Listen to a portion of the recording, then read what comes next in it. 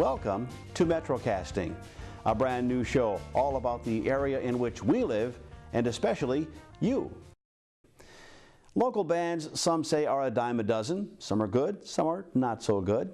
We ran across one local band just starting up in the area and asked them what it's like to start up a band with some familiar faces and, of course, some familiar songs.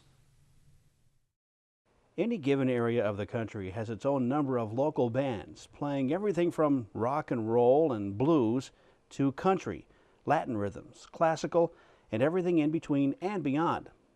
We wondered what it was like to start up a band and came upon the new Berwick-based group Don't You Know, or DYN for short.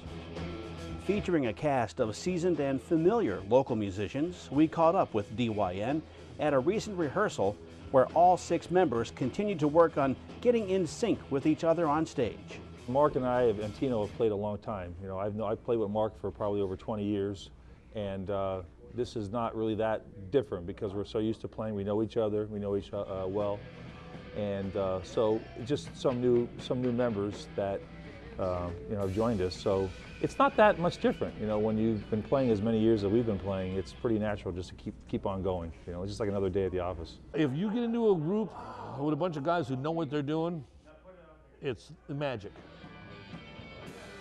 It's just everything just falls in its place. You play with people who don't know what they're doing, it's work for you. It's more frustrating work because you have things like tempos going out of array, you know? You're fighting with an instrumentalist in the band. It may not necessarily be the drummer. It can be any member of the band. You're fighting tempos because why? Someone's not playing with the group. They're playing for themselves. You know, when you're playing in a group, play as a group.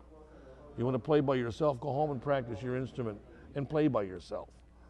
You know, play with the band, play with the band. There's a lot of, you know, nuances there people have to pay attention to. But for veteran musician Mark Trapney, getting people to join a band isn't the problem. If you get the right musicians, it's not bad at all. But as far as the logistics, that's the hard part. But I've always been lucky. I've always had a van full of equipment, so it was never, okay, where are we going to get a PA system? You know, we don't have any money, we're going to have to rent one. So over the years, I've always been adding to my system and updating components. So I always have the PA, so that's never an issue. And this time I lucked out because, well, my son's in the band and my brother's in the band, and we practice at my brother's house, so we leave the gear there, so it's kind of easy that way. But yeah, that's the hardest part, finding a place to practice, finding a PA system, and after that, it's, you know, not too bad.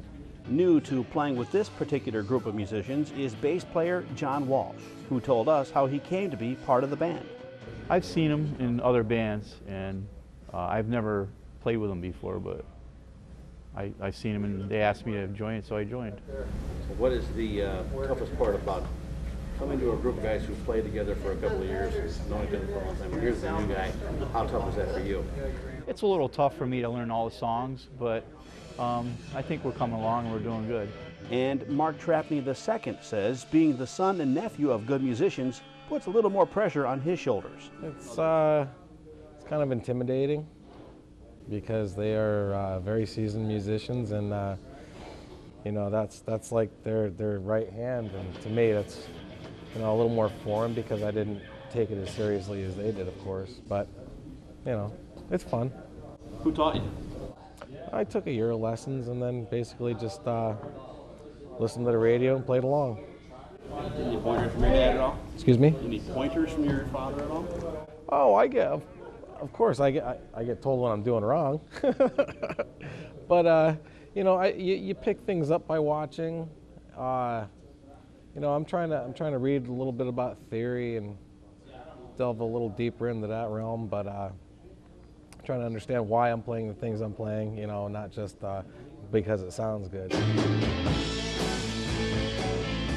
But sounding good as a band is of the utmost importance, which can cause issues when things are not flowing as well as they should. Oh, stop it. We can have a little on now. Calm down.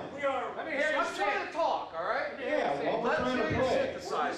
I don't see any of you. It's all constructive. I mean, you have to understand, Tino's job is to do the sound, and he has to be very serious about getting his sound down. And we're all just so anxious to play. We're all just ready, just like, you know, horses at the gate, ready to just, you know, take off. So we do our regular jobs. When we set up and when you see how we start feeling about setting up and we know we're going to be playing, it's that, you know, it's building up like an anticipation. And when Mark or John hits that first chord, I just want to take the drumsticks and go ape. You know, you get a little bit of dust on your feet, you know, you're itching to play, you know. And at my age, I want to finally get something done. And I'm, like I said, I'm back with Mark again for the first time in a lifetime, practically. You know, when we were kids playing, we were playing predominantly to people our grandparents' age. Now we're playing to people our grandchildren's age. Yeah. Most musicians will tell you that being in a local band is not about the money, meaning a few $100 per night, split 6 ways, for instance, doesn't add up to much. They form a band just to get together and have a good time.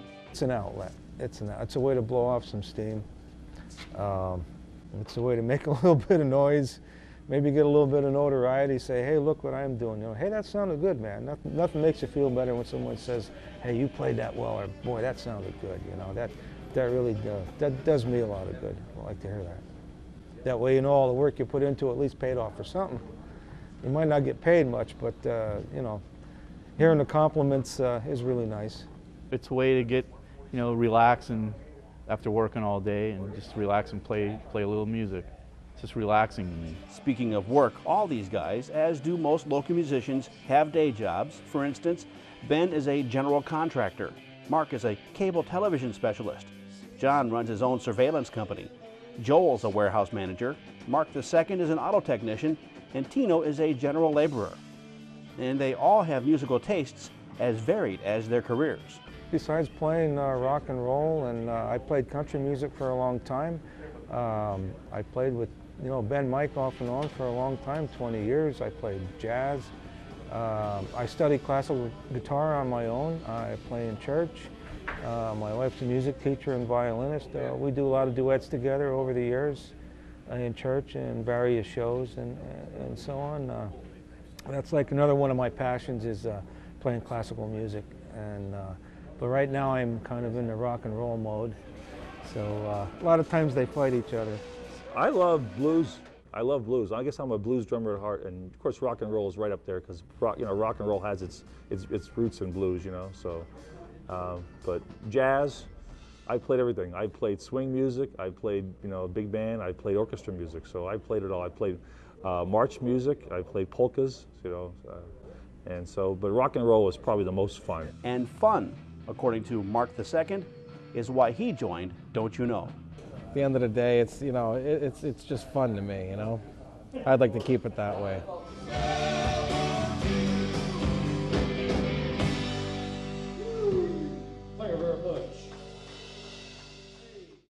By the way, Don't You Know wants you to know that they are now available for bookings for your next party or event. Call the number on your screen for information.